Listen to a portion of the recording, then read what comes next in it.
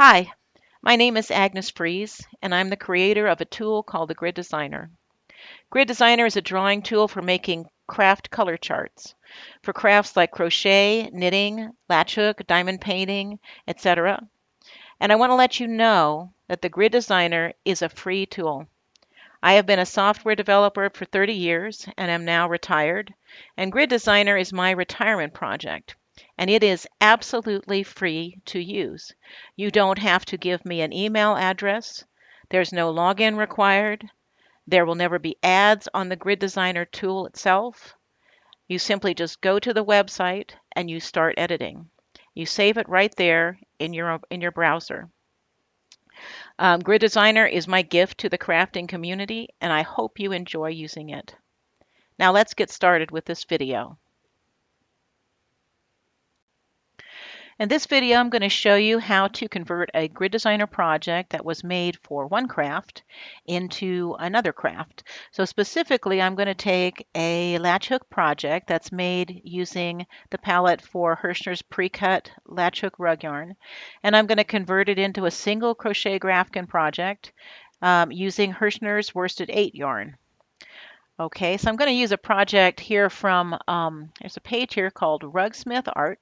This is created by a man named Eric Quayle, who is absolutely brilliant at coming up with rug designs. These are like his own designs here. These are wonderful. I mean, what he does is really fantastic.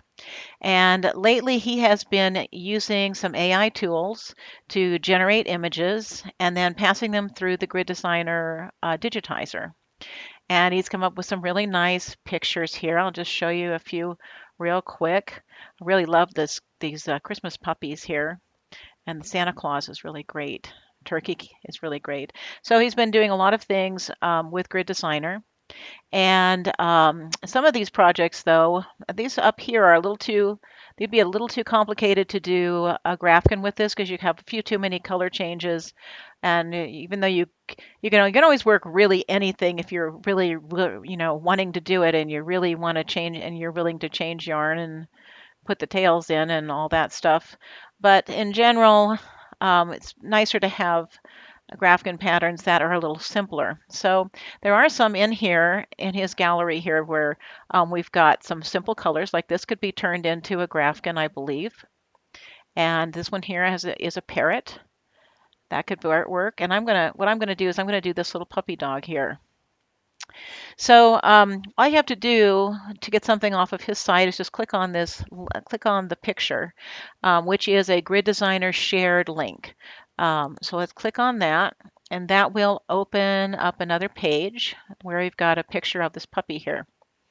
Now, this type of thing is created by the Grid Designer Share feature. And if you have a project that you'd like to share in this way with a link, you can just go to Grid Designer's Project Share, and it'll take you through the steps of sharing your project and making it into a link like this.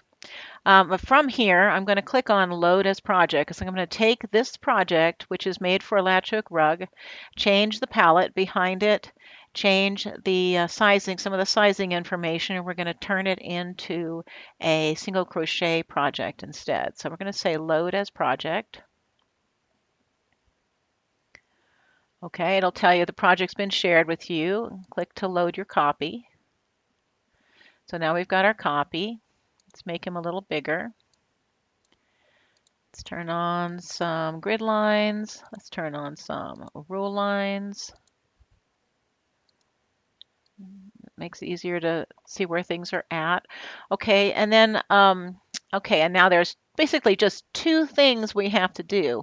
We have to change some of the sizing information because single crochets are going to be little rectangles instead of little squares, as they would be with the latch hook project. So that's going to change the shape of the picture a little bit, but I think you'll find that it won't change it that much, and that the picture is still very usable.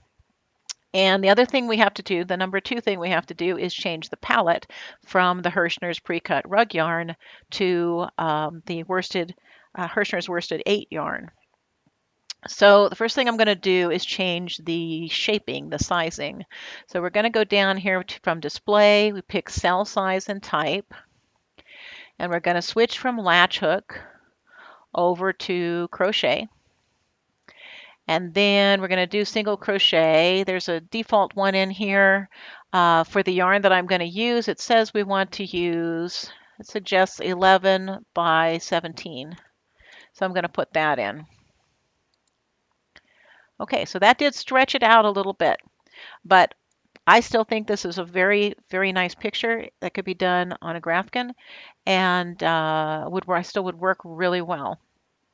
Okay, so I'm going to go ahead and save this as my puppy lapkin it's going to be. So we'll call it that. Okay, so we did a save on it, so now we've got it stored in our browser's storage.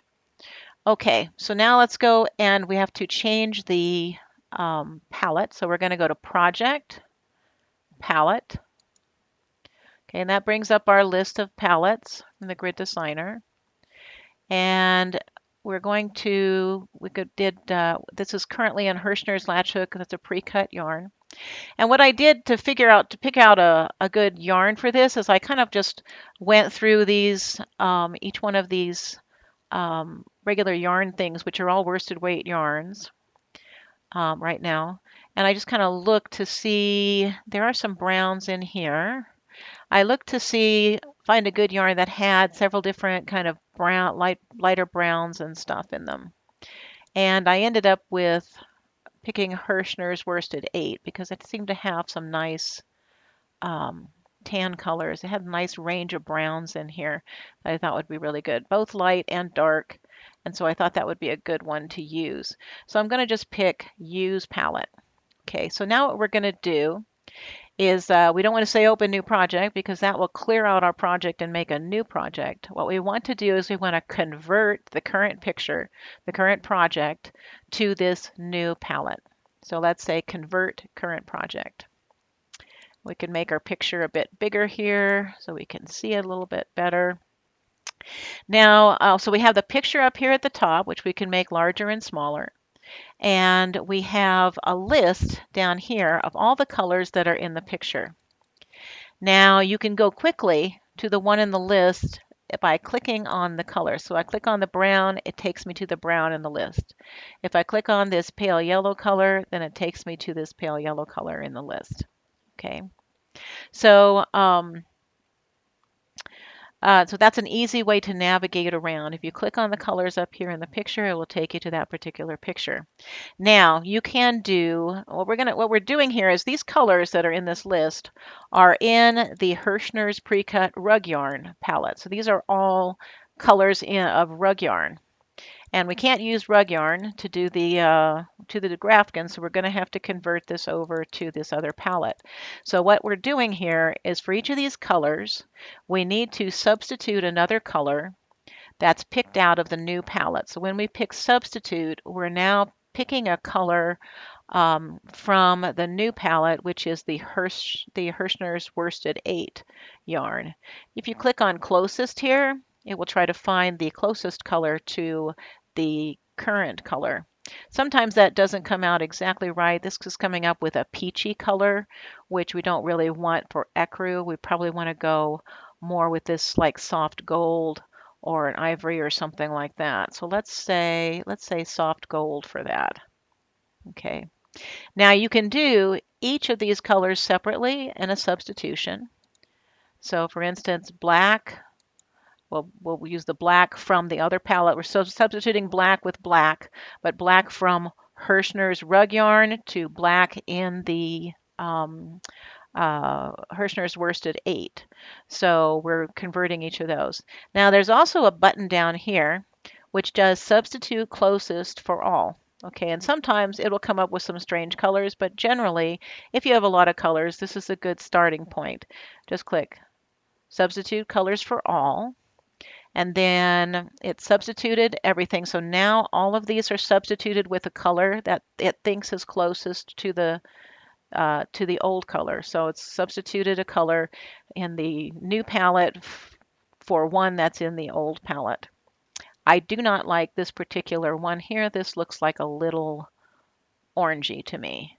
So I'm going to click on this light straw here, which takes me to that one in the list. I'm going to say remove that substitution. And now I'm going to pick my own substitution. And I think I would rather have this pecan color. So it's going to end up being looking a little like that. That I like much better.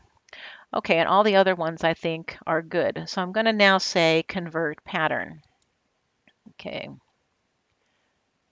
All right, so now we should have this converted to the new yarn. So let's just double check that. Let's go up here. If you click on this, you can get to project info. Okay, so now we have the Hirschner's worsted 8. We have our gauge in here, which is 17 and 11. And we have a computed size. So now we can see that this is going to be about 36 inches by 24 inches. Once we put a border on that, that should come out pretty nicely for a little lapkin. So, okay, so that checks out okay. And now we have these colors here. Okay, let's close that. All right, now another thing that you might want to do is you might want to change the background color. This just has a simple white on the back of it. And I'm thinking it might be nice to have something else. Let's go. Sometimes it works to pick a color that's inside the project, but this has a border with the dark and the light and kind of everything. So that's kind of hard to do. So let's try picking out a different color here. Let's see, what about this walnut? Actually, I probably should have put that on, the background color. Let's put that on background instead. So walnut. If I pick my bucket here, and if I right click draws background color, then I can get that whole color in there. And I think that's nice. That'll make it a much more colorful sort of graphghan. And I'm also going to make another change to this. Let's add a name, maybe on the right side over here. We could do it on the right side or the left side. It would make it a little longer. And I'm going to do that first by increasing the size of the grid. So we go to display, grid size. Then we need to increase the number of columns. So we need to add some columns over here. So let's just go up in columns. Maybe let's add 20 and see what that looks like. Okay, so that's 100, that's 20. So now we're adding 20 columns down here on the right side. If you want them to be on the left, you would just pick left, or you can split them and add them on both right and left, half and half. So we're going to do right here. So we're just going to say save changes.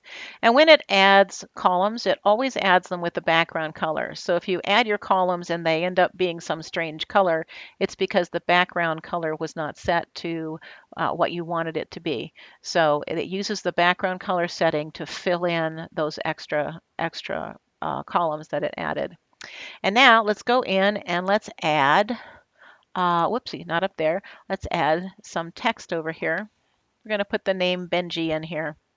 So I click on the text tool. To use the text tool, the first thing you do is you create a little area and you let go of the mouse. And when you do, the buttons down here all change.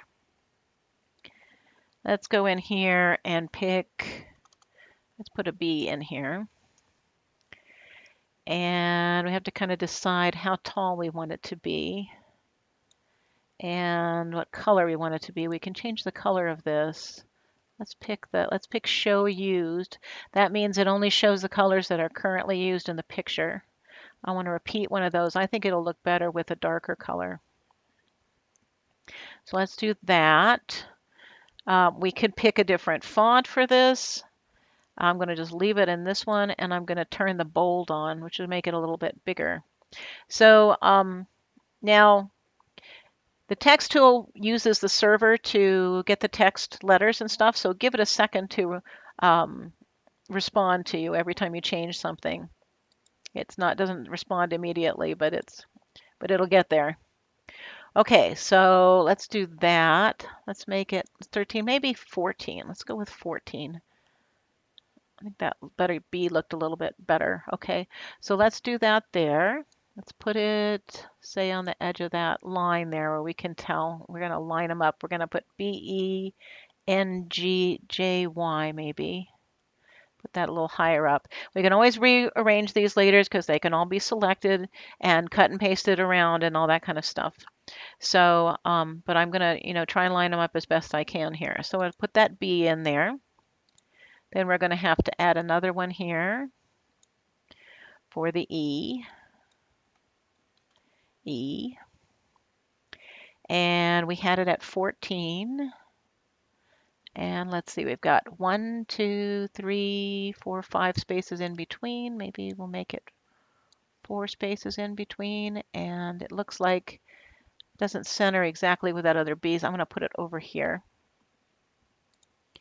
I'm going to do that. We're going to do another letter, B, E, N. And we'll make it 14.2 and give it a second for it to change. And okay, let's just 1, 2, 3, 4, 5. Let's leave it there. And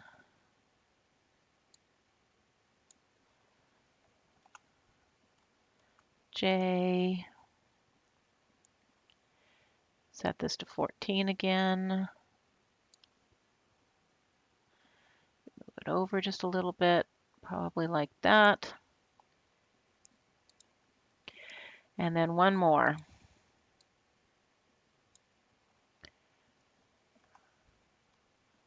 Y. It's a little small. And then give it a second for it to update. Okay. Okay, so that looks pretty good. Let's see. Okay. All right. So there's Benji. All right. Now you can always edit these letters after you put them out here, and you can always move them around, make them a little closer together or cut them off a little bit. This one to me looks a little bit like it is just too big on that side.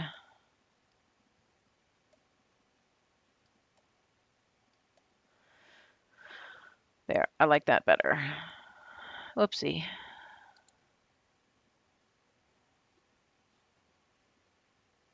That the same color? That is the same color. Okay, so something like that. Okay. So anyway, you can mess with those letters and do whatever, but that I think works out nicely. So you can put the name like on the side of this particular picture, and we can also check the size too. If we go back here to project info, we can see that it's going to be maybe about 44 inches by 24 inches. And I think a border on here would be really nice. Put some double crochet around the outside and repeat some of these internal colors, that'll look really great, I think. Okay, so that's pretty much it. Just go ahead and save our project. And just so you know, anytime you have a project that you have and you want to share it somewhere, like on Facebook or wherever, or you want to send a link to somebody, you have a friend and you'd like to show them the picture, you can just create a link by going to Project Share. Okay, and so share, and there's a couple steps after that, and then you get a link that you can copy into an email or wherever you want to put it on a website or inside of Facebook, whatever. And that's how Eric Quayle is sharing those projects with us. He's using this share feature to put those links into his Facebook page so that we can pick up his projects and do what we'd like to do to them. Okay. All right, so that's it. Thanks for watching. Bye bye.